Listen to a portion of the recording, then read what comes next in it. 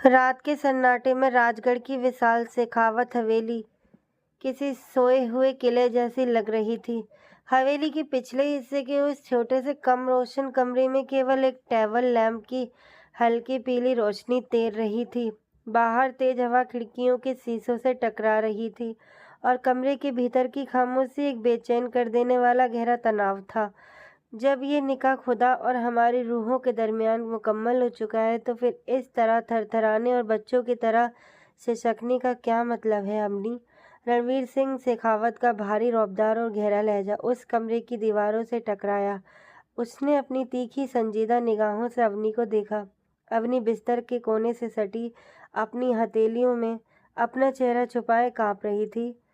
उसकी आंखें आंसुओं से लाल थी और उसका पूरा वजूद दर्द और खौफ की गिरफ्त में था। अवनी ने सिसकते हुए अपना भीगा हुआ पल्लू ठीक किया। उसने कांपती हुई नजरें उठाकर रणवीर को देखा, वही मर्द जो दिन के उजाले में हवेली का बेताज बाजता था और रात के इस अंधेरे में उसका शौहर। रणवीर जी, मुझे जिस्मानी दर्द भी हो रहा है और रूह में एक खौफ की जलन भी है। अवनी की आवाज़ आंसुओं से डूबकर निकली। सुबह 4 बजते ही हवेली जाग जाएगी। अगर नीचे बड़े दालान में झाड़ू पोछा और चाय का इंतजाम नहीं हुआ तो मालकिन देविका मुझे पूरी हवेली के सामने जलील करेंगी। अगर उन्हें जरा सा ही शक हो गया कि इस बंद कमरे में आपके और मेरे बीच क्या रिश्ता है तो वो मुझे जिंदा दफन कर देंगी। मैं इस हवेली की सिर्फ एक लाचार मुलाजिमा हूँ। मालिक, मेरी औकात याद दिलाना रोज का काम है उनका। अवनी की यह मासूमियत और गहरी बेबसी रणवीर के सख्त दिल को अंदर तक चीर गई। उसने आगे बढ़कर अपने मजबूत हाथों से अवनी के कांपते कंधों को थामा और उसे धीरे से बिस्तर पर लिटा दिया। खामोश हो जाओ अवनी, तुम्हें किसी से डरने की जरूरत नहीं है। रणवीर ने अपने कुर्ते की आस्तीन ऊपर चढ़ाते हुए बेहद नरमी से कहा, मैं खुद बर्फ लाकर तुम्हारी सिकाई कर देता हूँ जब तक मैं तुम्हारे साथ हूँ। दुनिया की कोई ताकत तुम्हें नुकसान नहीं पहुँचा सकती। अवनी ने खामोशी से अपनी आंखें मूंद ली। ठंडी बर्फ का एहसास जब उसकी त्वचा पर हुआ तो उसका दिल अतीत के इस काले पन्ने की ओर लौट गया जहाँ से उसकी तकदीर ने यह भयानक मोड़ लिया था। अवनी कोई आम नौकरानी नहीं थी। वह शेखावत हवेली के सबसे पुराने और निष्ठावान मुलाजिम मंगल सिंह की इकलौती बेटी थी। सालों पहले जब विधानसभा चुनाव के दौरान रणवीर की गाड़ी पर सियासी दुश्मनों ने अंधाधुंध गोलियां चलाई थी, तब मंगल सिंह ने अपनी छाती आगे करके रणवीर की जान बचाई थी। गोली मंगल सिंह के दिल पर पार उतर गई थी। मरते वक्त मंगल सिंह ने अपनी जवान बेटी अवनी का हाथ रणवीर के हाथों में सौंपा था। रणवीर ने उस एहसान को कभी नहीं भुलाया। अवनी को हवेली में पनाह मिली, लेकिन वक्त के साथ साथ अवनी की सादगी, उसकी हिरनी जैसी बड़ी बड़ी आंखें और उसकी बेपनाह खूबसूरती ने रणवीर के दिल में मोहब्बत का ऐसा चिराग जला दिया जिसके लौ को बुझाना नामुमकिन था। रणवीर की पहली पत्नी देविका एक बेहद रसूखदार सियासी घराने की बेटी थी। शादी के 2 साल बाद ही एक भयानक सड़क हादसे में देविका की रीढ़ की हड्डी टूट गई थी। उसकी दोनों टांगें हमेशा के लिए बेकार हो चुकी थी। वह कभी मां नहीं बन सकती थी और दिन रात व्हीलचेयर तक सिमट कर रह गई थी। इस लाचारी ने देविका के स्वभाव को बेहद जहरीला, चिड़चिड़ा और क्रूर बना दिया था। रणवीर अपनी खानदानी इज्जत, समाज के कायदे और देविका के ताकतवर परिवार के सियासी रसूख के सामने बेबस था। वह देविका को छोड़ नहीं सकता था, लेकिन अवनी के बिना जी भी नहीं सकता था। इसी कश्मकश में उसने एक मौलवी और 2 गवाहों की मौजूदगी में अवनी से आधी रात को गुपचुप निकाह कर लिया था। ये एक ऐसा रिश्ता था जिसे सिर्फ रात के अंधेरे में सांस लेने की इजाज़त थी। दिन के उजाले में अवनी सिर्फ हवेली की मुलाजिमा थी। शादी के 3 महीने बाद हवेली में एक नई हलचल शुरू हुई। अवनी की तबीयत लगातार खराब रहने लगी। सुबह सुबह रसोई में चाय बनाते वक्त उसे उल्टियाँ आती, चक्कर आते और उसका चेहरा पीला पड़ने लगता। हवेली की पुरानी दाई ने जब नब्ज टटोली तो उसने दबे लहजे में अवनी को बधाई दी कि वह गर्भवती थी। ये खबर अवनी के लिए जितनी खुशी लेकर आई थी, हवेली के माहौल को देखते हुए उतनी ही बड़ी कयामत बन चुकी थी। उसी रात जब रणवीर अवनी के कमरे में दाखिल हुआ तो उसके चेहरे पर कोई खुशी नहीं थी। उसके माथे पर गहरी शिकन थी और हाथ में एक भूरे रंग का मोटा लिफाफा था। ये क्या है अवनी? अवनी ने अपने पेट पर हाथ रखकर पूछा। रणवीर ने बिना अवनी की आंखों में देखे बेहद ठंडे और सख्त लहजे में कहा, इसमें 50,000 रुपये हैं अवनी। कल सुबह चुपचाप शहर के उस प्राइवेट क्लिनिक में चली जाना जिसका पता मैंने अंदर पर्ची पर लिखा है। इस बच्चे को गिरवा दो। अवनी को लगा जैसे किसी ने उसकी छाती पर जलता हुआ अंगारा रख दिया हो। उसके कानों में सन्नाटा छा गया। क्या कहा आपने? अवनी की आवाज़ फर्रा गई। जो सुना वही सच है। अवनी रणवीर ने अपनी आंखें चुराते हुए कहा। हवेली में चुनाव की बैठकें चल रही हैं। देविका का भाई पार्टी का प्रदेश अध्यक्ष है। अगर इस वक्त ये बात खुली कि तुम मेरी वजह से उम्मीद से हो तो मेरा खानदान, मेरा सियासी भविष्य और मेरी बहन का ससुराल सब तबाह हो जाएगा। तुम समझ क्यों नहीं रही हो? अवनी ने उस लिफाफे को उठाकर पूरी ताकत से रणवीर के सीने पर दे मारा। नोटों की गड्डियां फर्श पर बिखर गईं। मुझसे दूर रहिए शेखावत साहब। अवनी की आंखों से आंसू नहीं, चिंगारियां निकल रही थी। जब आप मुझे अपनी बीवी नहीं कह सकते, भरी महफिल में मेरा हाथ थाम नहीं सकते, तो मेरे जिस्म के टुकड़ों को कत्ल करने का हुक्म देने वाले आप कौन होते हो? यह बच्चा सिर्फ आपका नहीं, मेरी कोख में पल रही मेरी रूह है।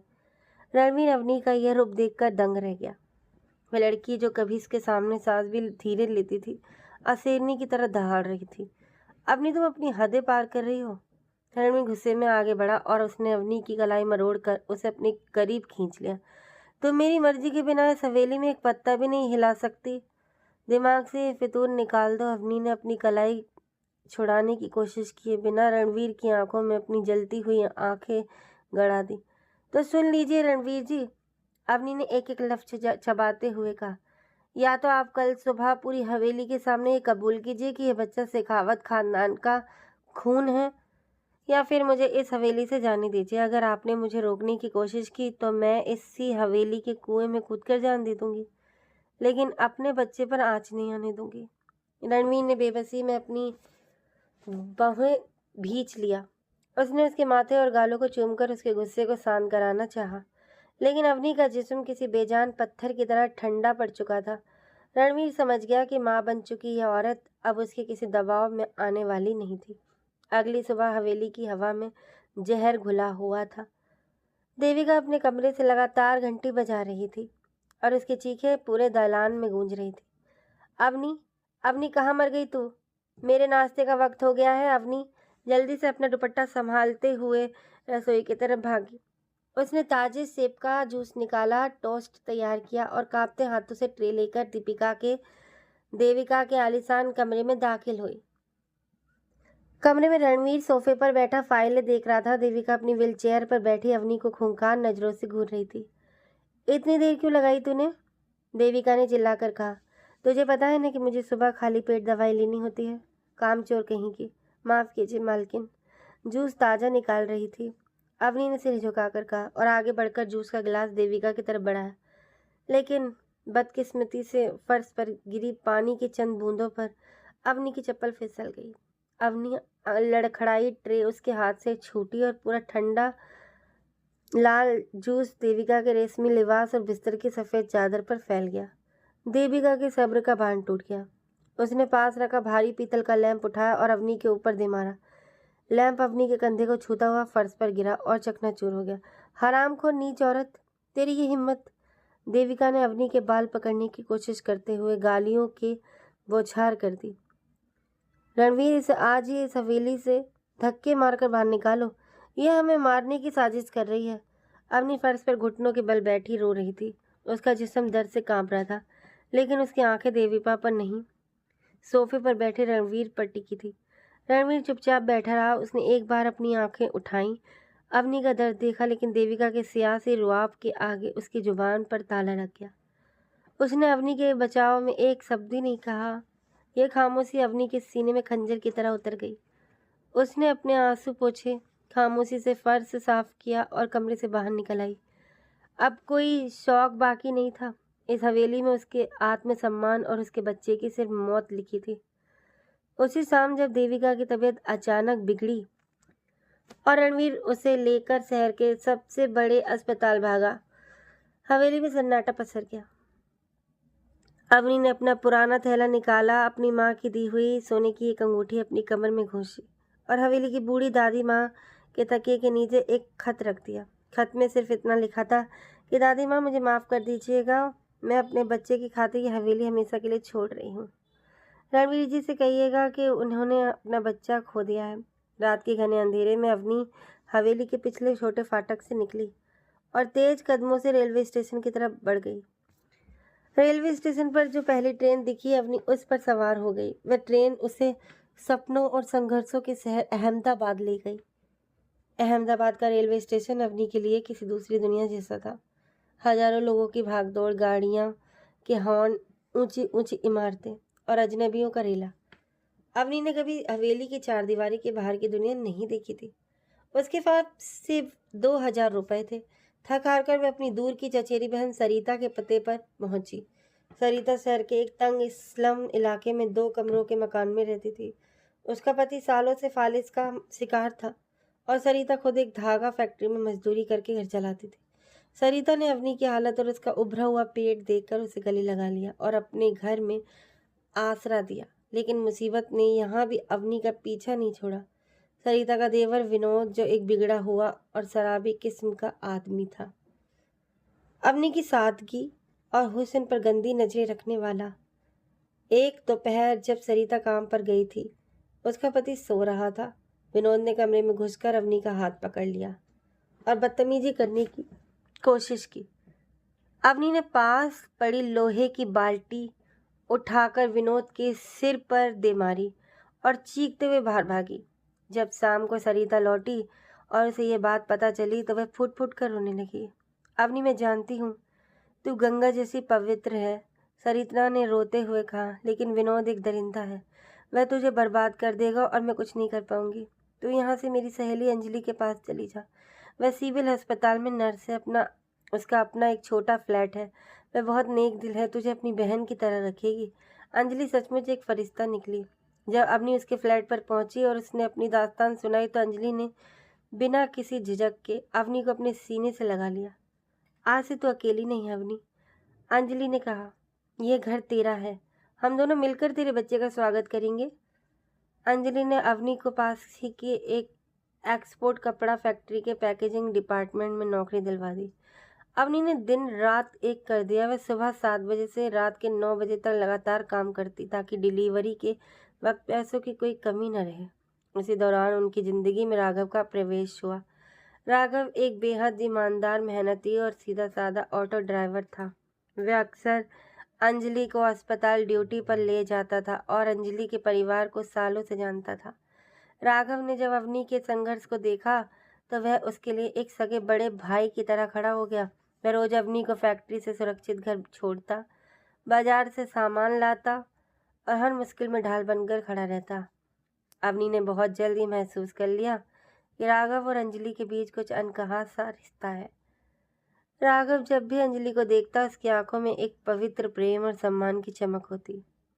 लेकिन अपनी गरीबी, ऑटो ड्राइवर होने और 10वीं फेल होने की हीन भावना की वजह से वह कभी अंजलि से अपने दिल की बात नहीं कह पाता था।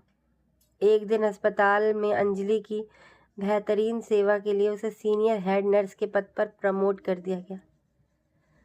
उस शाम राघव जब घर आया तो उसका चेहरा उतरा हुआ था। वह कोने में चुपचाप बैठ गया। अवनी ने मुस्कुराते हुए चाय का कप उसकी तरफ बढ़ाया और पूछा, क्या बात है राघव भैया, आज अंजलि दीदी की तरक्की हुई है और आप इतने उदास क्यों हैं? राघव ने नजरें झुकाकर एक ठंडी सांस ली। अपनी बहन अंजलि अब एक बड़ी सरकारी अफसर बन गई है। मैं एक मामूली ऑटो वाला हूँ। पहले भी हमारा कोई जोड़ नहीं था, अब तो फासला आसमान और ज़मीन का हो गया है। मैं उसके लायक कभी नहीं बन सकता। अवनी राघव के करीब आई और बेहद प्यार से बोली, भैया मोहब्बत गाड़ियों और डिग्रियों से नहीं, सच्चे दिल से होती है।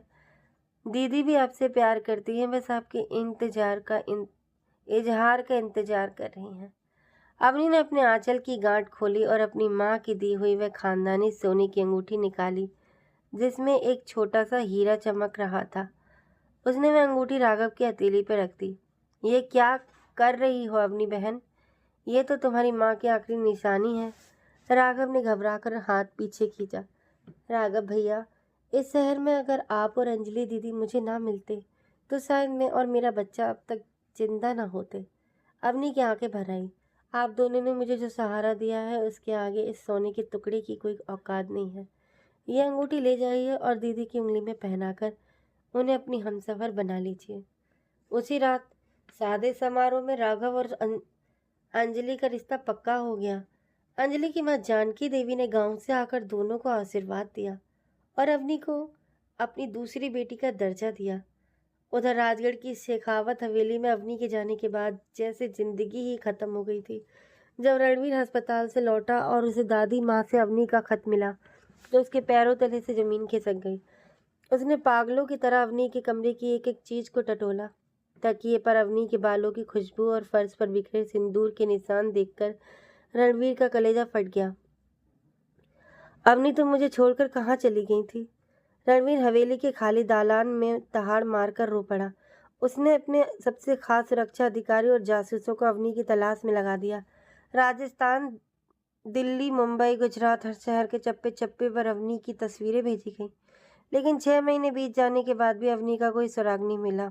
रणवीर पूरी तरह टूट चुका था। उसने शराब पीना शुरू कर दिया। उसकी दाढ़ी बढ़ गई थी और उसका शरीर सूख कर कांटा हो गया था। हवेली का अरबों का कारोबार, नौकर चाकर, सियासत, सब उसके लिए बेमानी हो चुके थे। देवी का व्हीलचेयर पर बैठी रणवीर की यह तबाही देखती थी। उसे पहली बार एहसास हुआ कि जिस मर्द को उसने अपनी दौलत और सियासत की जंजीरों में बांध रखा था, उसकी रूह उस गरीब मुलाजिमा के कदमों में बरसती थी। अहमदाबाद में अवनी का 9वां महीना चल रहा था। एक दोपहर जब अंजलि अस्पताल के इमरजेंसी ऑपरेशन में व्यस्त थी, अवनी के पेट में अचानक असहनीय जानलेवा दर्द उठा। दर्द इतना तेज था कि अवनी फर्श पर ही गिर पड़ी और उसके मुंह से चीख निकल गई। उसने लड़खड़ाते हुए लैंडलाइन फोन पर रिसीवर उठाया और किसी तरह राघव का नंबर डायल किया। राघव भैया, अस्पताल से फितना कहकर अवनी बेहोश हो गई। राघव उस वक्त चौराहे पर सवारी का इंतजार कर रहा था। फोन सुनते ही उसने ऑटो को हवा की रफ्तार से दौड़ाया। 5 मिनट में वह प्लेटफॉर्म पहुंचा। अवनी को अपनी बाहों में उठाकर ऑटो की पिछली सीट पर लिटाया और शहर के ट्रैफिक सिग्नलों की परवाह किए बिना सीधे सिविल अस्पताल के इमरजेंसी वार्ड में घुस गया। अंजलि और डॉक्टरों की पूरी टीम तुरंत हरकत पर आ गई। अवनी को स्ट्रेचर पर डालकर लेबर रूम में ले जाया गया। बाहर राघव और जानकी देवी हाथ जोड़े ईश्वर से प्रार्थना कर रहे थे। लेबर रूम के भीतर अवनी जिंदगी और मौत की जंग लड़ रही थी। उसका ब्लड प्रेशर तेजी से गिर रहा था। दर्द के हर झटके के साथ उसकी आंखों के सामने रणवीर का चेहरा घूम जाता था। इस बच्चे को गिरवा दो अवनी, गिरवा दो। नहीं, मैं अपने बच्चे को कुछ नहीं होने दूंगी। अवनी ने अपनी आखिरी सांसों की ताकत लगाकर जोर लगाया और तभी लेबर रूम की सन्नाटे को चीरती हुई एक नन्हे बच्चे के रोने की तेज आवाज़ गूंजी। डॉक्टरों ने राहत की सांस ली ही थी कि नर्स चिल्लाई कि डॉक्टर साहब, दूसरा बच्चा भी है। 10 मिनट बाद एक और किलकारी से पूरा लेबर रूम गूंज उठा। अंजलि आंखों में खुशी के आंसू लिए बाहर आई और राघव अपनी माँ से लिपट गई। माँ, राघव जुड़वा बेटे हुए हैं। अवनी ने 2 फरिश्तों को जन्म दिया है। जब अवनी को होश आया और उसने अपनी दोनों बाहों में उन 2 नन्ही जानों को समेटा तो उसके 9 महीनों का सारा दर्द, सारा अपमान और सारे आंसू एक पल में धुल गए। अंजलि ने दोनों का नामकरण किया। पहला अर्थव, जिसके नैन नक्श, तीखी नाक, चौड़ा माथा और रोने का रौबदार अंदाज हूबहू रणवीर सिंह शेखावत की कार्बन कॉपी थी। दूसरा आरुष, जो बिल्कुल अपनी माँ अवनी की तरह शांत, मासूम और झील जैसी गहरी आंखों वाला था। बच्चों के जन्म के 3 महीने बाद अवनी ने फिर से काम पर लौटने का फैसला किया, लेकिन इस बार उसने पूरी एहतियात बरती। उसने सिर से लेकर पैर तक खुद को एक काली नकाब में छिपा लिया था। हाथों में सूती दस्ताने, आंखों का चश्मा और पैरों में मोजे। उसने फैक्ट्री के रिकॉर्ड में अपना नाम नीलम दर्ज करवाया और खुद को गूंगी जाहिर किया ताकि कोई उसकी आवाज़ से भी उसे पहचान न सके। वह दिन भर फैक्ट्री में पैकेजिंग करती और शाम को घर आकर अपने दोनों बेटों को सीने से लगाकर दूध पिलाती। जानकी देवी बच्चों की देखभाल करती थी। जिंदगी एक सुकून भरी पटरी पर लौट रही थी। तभी एक दिन फैक्ट्री में एक बड़ा भूचाल आया। फैक्ट्री के जनरल मैनेजर ने सभी मजदूरों को इकट्ठा करके ऐलान किया कि हमारी कंपनी बाहरी घाटे में जा चुकी थी। इसीलिए इस पूरी फैक्ट्री को राजस्थान के एक बहुत बड़े उद्योगपति शेखावत ग्रुप ऑफ इंडस्ट्रीज ने खरीद लिया है। आज नए मालिक खुद काम का मुआयना करने और पुराने स्टाफ के इंटरव्यू लेने आ रहे हैं। शेखावत नाम सुनते ही अवनी के पैरों तले से जमीन खिसक गई। उसका दिल पागलों की तरह धड़कने लगा। दोपहर को अवनी को बड़े साहब के कैबिन में बुलाया गया। अवनी ने कांपते कदमों से कैबिन का दरवाजा खटखटाया। अंदर से एक जानी मानी पहचानी भारी आवाज आई, ये अंदर आ जाइए। जैसे ही अवनी ने कैबिन के अंदर कदम रखा, सामने रिवॉल्विंग चेयर पर बैठे शख्स को देखकर उसकी सांसें हलक में ही अटक गईं। सामने रणवीर सिंह शेखावत बैठा था, लेकिन यह वह पुराना अहंकारी और रौबदार रणवीर नहीं था। उसकी दाढ़ी खिचड़ी हो चुकी थी, आंखों के नीचे गहरे काले गड्ढे थे और उसका चेहरा किसी लंबे समय से बीमार इंसान जैसा पीला और उदास था। अवनी घबराहट में उल्टे पैर भागना चाहती थी, लेकिन उसने खुद को संभाला। उसने अपना नकाब और नीचे खींच लिया और सिर झुकाकर एक कोने में खड़ी हो गई। रणवीर ने बिना उसकी तरफ गौर से देखे फाइलों को पलटते हुए कहा, मिस नीलम, आपकी फाइल मैंने देखी है। आप गूंगी हैं, लेकिन आपका काम बहुत अच्छा है। अगर आप इस फैक्ट्री में काम जारी रखना चाहती हैं तो आपको डबल शिफ्ट करनी होगी और आपकी सैलरी 2 गुनी कर दी जाएगी। क्या आपको ये मंजूर है? अवनी ने सिर्फ नाम में सिर हिला दिया। वह पास रखे पैड और पेन की तरफ बढ़ी और उसने तेजी से लिखा कि माफ़ कीजिए साहब, मैं ये नौकरी छोड़ रही हूँ। कागज़ वहीं छोड़कर अवनी तेजी से दरवाजे की तरफ भागी। रणवीर ने चौंककर उस कागज़ को उठाया। जैसे ही उसकी नज़र उन शब्दों की लिखावट पर पड़ी, रणवीर के पूरे जिस्म में एक बिजली सी दौड़ गई। वह लिखावट, गोल मटोल अक्षर लिखने का वह खास अंदाज, ये वही लिखावट थी जिसमें अवनी हवेली की दूध, राशन और पूजा के सामान का हिसाब अपनी छोटी सी लाल डायरी में लिखा करती थी। अवनी रणवीर की चीख से पूरा कैबिन दहल उठा। रणवीर अपनी कुर्सी छोड़कर चिदे की तरफ लपका। इससे पहले कि अवनी दरवाज़ा खोल पाती, रणवीर ने दरवाज़ा जोर से बंद किया और अवनी को दोनों कंधों से पकड़कर अपनी तरफ घुमाया। छोड़िए मुझे। अवनी ने अपनी आवाज़ भूलकर पूरी ताकत से उसे धक्का देने की कोशिश की, लेकिन रणवीर ने एक ही झटके में अवनी का नकाब चेहरे से नोच दिया। सामने वही चेहरा था, वही बड़ी बड़ी कजरारी आंखें, वही गाल जिन पर आंसुओं की नदियां बह रही थी, और वही होठ जिन्हें रणवीर ने अपनी रूह में बसा रखा था। अवनी, मेरी अवनी। रणवीर किसी छोटे बच्चे की तरह घुटनों के बल फर्श पर गिर पड़ा और उसने अवनी के दोनों पैरों को अपनी छाती से चिपका लिया। उसकी आंखों से आंसुओं का सैलाब बह निकला। वह अवनी के कदमों को चूम रहा था और पागलों की तरह कह रहा था, मुझे मार डालो अवनी, मुझे जान से मार दो, लेकिन मुझे छोड़कर मत जाओ। मैं मर गया था तुम्हारे बिना, मैं एक जिंदा लाश बन गया था। अवनी का दिल इस मंजर को देखकर कांप उठा, लेकिन उसने अपने दिल पर पत्थर रख लिया था।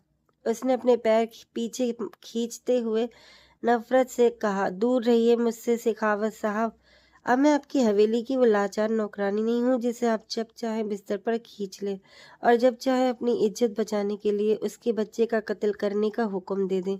मैं अपने बच्चों की इज्जतदार माँ हूँ। बच्चे। रणवीर ने अपनी भीगी आंखें उठाकर अवनी को देखा। तुमने बच्चे को जन्म दिया? वह कहाँ है अवनी? मुझे मेरे बच्चे से मिला दो। मैं उसके पैरों में अपना पूरा साम्राज्य रख दूंगा। वो आपका बच्चा नहीं है। अवनी चीखी। जिस औलाद को आपने पैदा होने से पहले ही मारना चाहा था, उस पर आपका कोई हक नहीं है। वो सिर्फ मेरे बेटे हैं। रणवीर ने कांपते हुए अवनी के दोनों हाथ अपने कांपते होंठों से लगाए और रोते हुए कहा, अवनी, मेरी पूरी बात सुन लो। देविका अब इस दुनिया में नहीं रही। अवनी सन्न रह गई। उसकी जुबान बंद हो गई। क्या कहा आपने? रणवीर ने अपनी छाती पीटते हुए कहा, तुम्हारे जाने के 2 महीने बाद देविका की तबीयत बहुत बिगड़ गई थी। डॉक्टरों ने जांच की तो पता चला कि उसे एडवांस स्टेज का ब्लड कैंसर था। अपनी आखिरी सांसों में देविका ने मेरा हाथ पकड़कर रोते हुए कहा था कि वह सब जानती थी। उसने मुझसे कहा था कि रणवीर, मैंने अपनी लाचारी के गुस्से में तुम पर और उस बेकसूर अवनी पर बहुत जुल्म किए हैं। मुझे माफ़ कर देना। तुम अवनी को ढूंढो और उसे अपनी रानी बनाकर हवेली में लाओ। वही इस खानदान की असली मालकिन है। देविका ने अपनी सारी खानदानी जायदाद भी तुम्हारे होने वाले बच्चे के नाम वसीयत कर दी थी। अवनी की आंखों से आंसुओं की धारा बह निकली। देविका की मौत और उसके इस पश्चाताप ने अवनी के दिल के सारे गुस्से को एक पल में पिघला कर रख दिया। अवनी, जिस दिन मुझे पता चला कि तुम अहमदाबाद की इस फैक्ट्री में काम करती हो, मैंने ये पूरी फैक्ट्री ही खरीद ली ताकि मैं किसी तरह तुम्हारे करीब आ सकूं। मुझे माफ़ कर दो अवनी, मुझे एक मौका दे दो। रणवीर हाथ जोड़कर रो रहा था। अवनी ने कुछ पल खामोशी से रणवीर की टूटी हुई हालत को देखा। उसने धीरे से रणवीर के कंधे पर हाथ रखा और कहा, उठिए रणवीर जी, पश्चाताप इंसान को पाक कर देता है। चलिए अपने बेटों से मिलिए।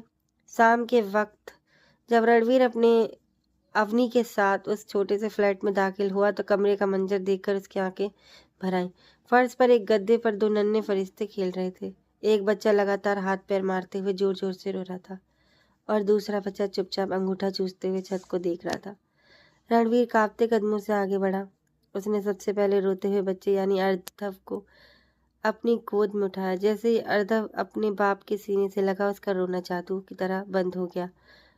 उसने अपनी छोटी छोटी उंगलियों से रणवीर की दाढ़ी को पकड़ लिया। रणवीर ने दूसरे हाथ से आरुष को भी अपनी छाती से चिपका लिया। उस रईस ताकतवर और रौबदार मर्द की आंखों से आंसुओं की ऐसी झड़ी लगी कि दोनों मासूमों के माथे भीग गए। रणवीर ने राघव और अंजलि की तरफ देखा। उसने आगे बढ़कर राघव को अपने गले से लगा लिया और कहा, राघव भाई, तुमने मेरी अवनी और मेरे कुल के चिरागों की उस वक्त हिफाजत की जब मैं खुद उनका गुनहगार बन चुका था। आज से तुम सिर्फ राघव नहीं, राजवीर सिंह शेखावत के सगे भाई हो। रणवीर ने राघव और अंजलि के लिए अहमदाबाद के सबसे पोश इलाके में एक आलीशान बंगला, एक नई कार और राघव के लिए एक बड़ा ट्रांसपोर्ट बिजनेस शुरू करने के सारे कानूनी कागजात उसी वक्त तैयार करवाए। अगले हफ्ते शहर के सबसे बड़े और प्राचीन मंदिर में राघव और अंजलि का विवाह पूरे धूमधाम और रीति रिवाजों के साथ संपन्न हुआ। अवनी ने खुद अपनी जेठानी की तरह अंजलि का कन्यादान किया और अपनी वही सोने की अंगूठी अंजलि को हमेशा के लिए आशीर्वाद के रूप में पहना दी। 1 महीने बाद राजगढ़ की शेखावत हवेली का नज़ारा देखने लायक था। हवेली को चारों दियों और फूलों से दुल्हन की तरह सजाया गया था। पूरे राजस्थान के गणमान्य लोग, रिश्तेदार और शहर की जनता उस ऐतिहासिक पल की गवाह बन रही थी। रणवीर सिंह शेखावत ने पूरी दुनिया के सामने वैदिक मंत्रोच्चार और कानूनी दस्तावेज के साथ अवनी की मांग में सिंदूर भरा और उसे शेखावत खानदान की कुलवधू और हवेली की एकमात्र महारानी घोषित किया। अर्धव और आरुष को शेखावत रियासत का एकमात्र कानूनी वारिस घोषित करके उनका राज तिलक किया गया। उस रात सब सारे मेहमान विदा हो चुके थे। अवनी हवेली की सबसे ऊंची छत की मुंडेर पर खड़ी थी। ठंडी हवा उसके लाल बनारसी लहंगे के पल्लू को उड़ा रही थी। आसमान में पूरा चांद अपनी चांदनी बिखेर रहा था। रणवीर पीछे से आया और उसने बेहद नरमी और शिद्दत से अवनी को अपनी मजबूत बाहों के घेरे में ले लिया। उसने अवनी के कंधे पर अपनी ठुड्डी टिकाई और धीमी आवाज में पूछा, क्या सोच रही हो मेरी रानी? अवनी ने मुड़कर रणवीर की आंखों में देखा। उन आंखों में अब कोई डर, कोई पछतावा या कोई पर्दा नहीं था, सिर्फ और सिर्फ बेपनाह अकीदत और मोहब्बत का समंदर था। अवनी ने मुस्कुराते हुए अपने दोनों हाथ रणवीर के सीने पर रखे और कहा, यही सोच रही हूँ रणवीर जी कि जिंदगी के इम्तिहान कितने भी कड़े क्यों ना हो, अगर रूह में सच्चाई और मोहब्बत में सब्र हो तो तकदीर को भी घुटने टेकने पड़ते हैं। जिस कहानी की शुरुआत एक अंधेरे कमरे में आंसुओं और जिल्लत से हुई थी, खुदा ने इसका अंजाम इस खाली छत के नीचे मुकम्मल मोहब्बत से लिख दिया। रणवीर ने झुककर अवनी के माथे पर अपनी मोहब्बत की मोहर लगा दी। दूर मंदिर से अपनी शंख और घंटियों की मधुर ध्वनि के बीच दो बिछड़ी हुई रूहें हमेशा हमेशा के लिए एक दूसरे के वजूद में विलीन हो गईं। तो दोस्तों, उम्मीद करती हूँ आज की ये कहानी आपको ज़रूर पसंद आएगी। कहानी पसंद आई हो तो वीडियो को लाइक कर दीजिए और चैनल को सब्सक्राइब कर दीजिए और आने वाली वीडियोस के नोटिफिकेशन बेल को ऑन कर दीजिए। धन्यवाद।